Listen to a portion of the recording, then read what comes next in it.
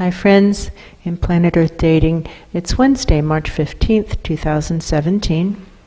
In both the Lynn Life and the Jamie Body Mind, the authorized souls continue to be only child souls from the deeper, denser dimensions and nature realms guardians.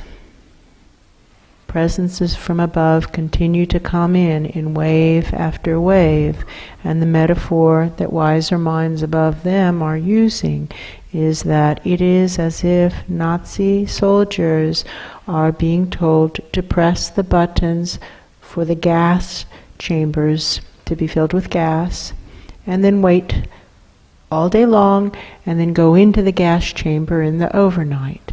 That's true.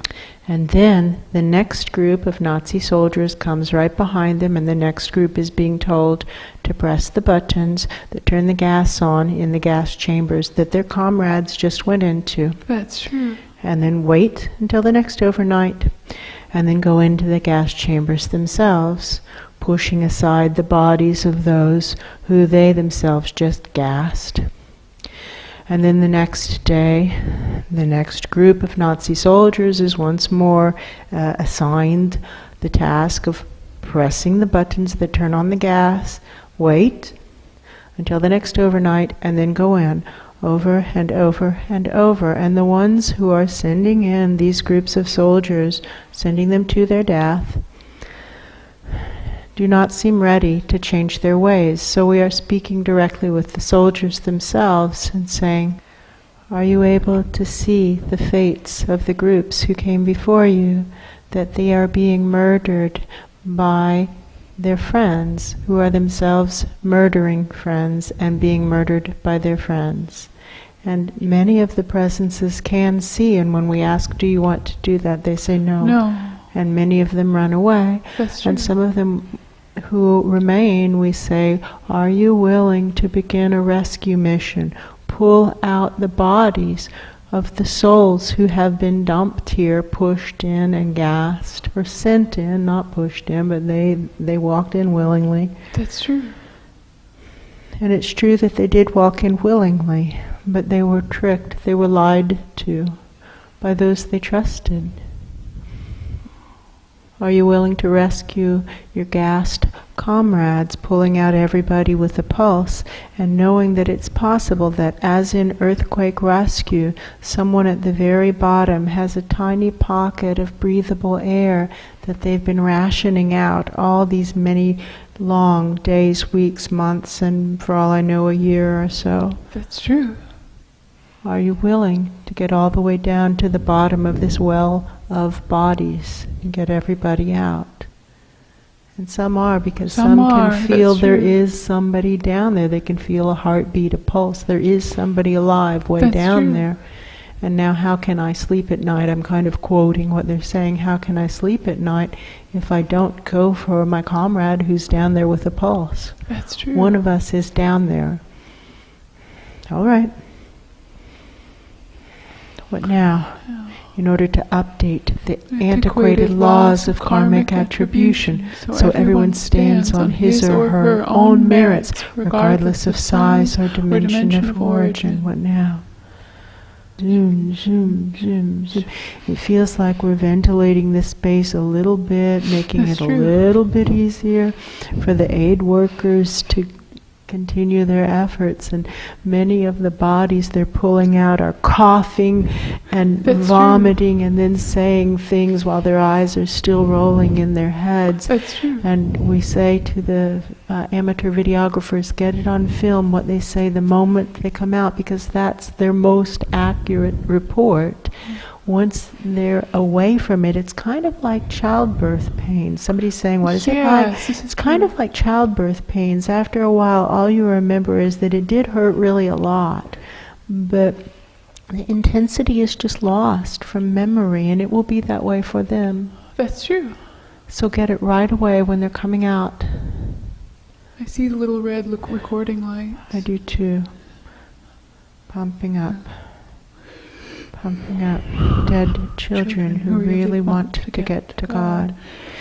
We've been waiting for you. Come on, let's go. there's a little more clearing in the pillar than there has been. There's a little more opening. That's true. When I'm merging with the souls and saying, I've been waiting for you, come on, let's go. And I look up, I can actually see little openings of light. That's true.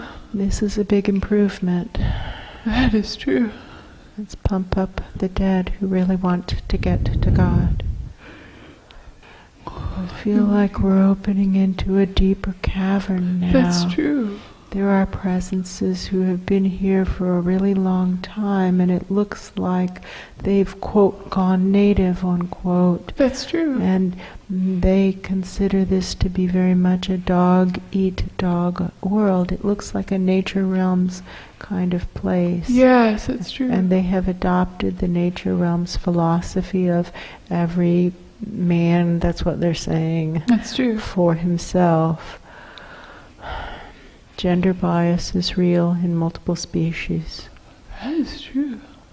And bullying is real, and make no mistake about it, this is a bullying culture. Oh, that's true. Which is okay. We don't find any cultures so far that are not based on bullying. All the cultures we've discovered in all dimensions so far are based on bullying, unfortunately. That's true. What now? In order to update the antiquated laws of karmic attribution, so everyone stands on his or her own merits, regardless of size or dimension of origin. What now? It looks like the deeper we go in, the less evolved these presences look. That's they look Neanderthal-like, which is just a metaphor for evolution. Yes, that's true. It's becoming devolved more and more and more, but somebody else is disagreeing. They're saying, what do you know? And I know that until societies are looking after the weaker members of their society, they aren't civilized, and it doesn't matter how much veneer we put on it. It's just putting lipstick on a pig. That's true. And so this, quote, Neanderthal, unquote, society is no more uncivilized than your, quote, advanced, unquote, societies, because you're also not looking out for the smaller and the weaker. That's true. It's the same. It's just not any different in any substantive way. Clothing does not make the, and somebody's literally saying man.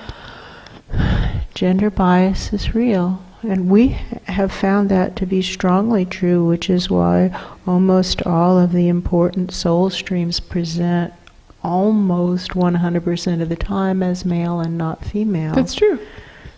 Gender bias is real, and that's not looking out for the smaller aspects, or the weaker physically, at least, aspects of society. That's true. That's bullying. That's a society based on bullying. Why do you ask? Why do you ask? There's that hit in the chest feeling. Yes. It's like, wow, that wasn't the answer I expected, but you can feel the answer is true. That's true. I think you thought we would say something else. Yeah, very much. Can you find a way to improve upon the precision of the channeling? Shaking the head. No, he's kind of like shaking the channeling to jiggle out things that would be better left unsaid. That's what he's looking for. He's trying to jiggle out things that would be better left unsaid. He thinks probably all of it would be better left unsaid, but nothing is falling. Nothing's falling. What now, in order to update the antiquated laws of karmic attribution, so everyone stands on his or her own merits, regardless of size or dimension of origin? What now? And so, friend, I think I see the problem. You seem to, like everybody, like many, be confused about who's talking to you. Please look up. You are once more pretending that the echo chamber is the speaker, rather than the one who is throwing, and it's a male voice, his voice. That's true. Look up, find the hand. And now some female presence is also standing next to that male presence. That's true. Why don't you give her the mic? He doesn't want to do that. Yeah. Most of us don't want to do what's supposed to be done. Would you be willing to give her the mic and just see how it goes? Oh, very begrudging. Very I think he's begrudging. still holding the microphone, but the woman is leaning in. Leaning forward, that's right. But now, in order to update the antiquated laws of karmic attribution, so everyone stands on his or her own merits, regardless of size or dimension of origin. And she's talking about untangling the myths of childhood and the things that presences. She's talking to her brothers and sisters at that level. Yes, I can that's see true. her meeting the eyes of audience members and saying that what we have been told and what they have been told at that level Yes. as children is simply not true. It doesn't hold up to actual test results. And when tests show something else, that those who really want to know what's actually going on let go of their, she's using a phrase, something like predetermined beliefs. That's true. That would be prejudices. We let go of our, but she's not saying prejudices, she's saying something closer to predetermined beliefs. That's true. And go with what's really going on. And the room, the mumbling or grumbling, it Yes, seems low grumbling. voices, it seems predominantly male. Male. That's Where are true. the women, friends? Where are the women? We don't let them in important meetings. No, yeah. It scares them. That's true. That's what they're saying. It scares them. Zoom, zoom, zoom. Somebody's saying, what do I know? I actually know something that was very hard to accept, but it was still true.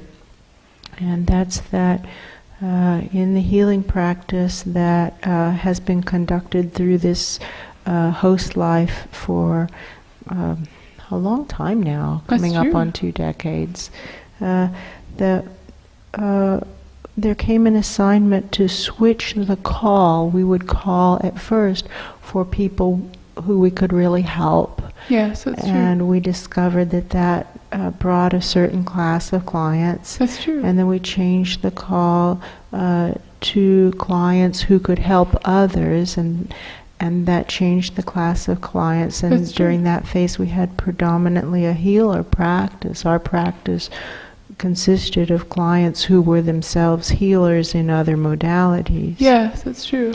And then we got the assignment to change the call and call in clients who were going to accomplish something in the world. And at that point we had a really ugly eye-opener. The client base changed from maybe 90% female to maybe 60 or 70% male. That's true. And that was heartbreaking to the host life. That's true. The female host life. She didn't want to see that her gender didn't really care about making a difference. That's true. But that's what the experimentation showed. That is what the results of the experiment showed, and that's okay, that's just how it is.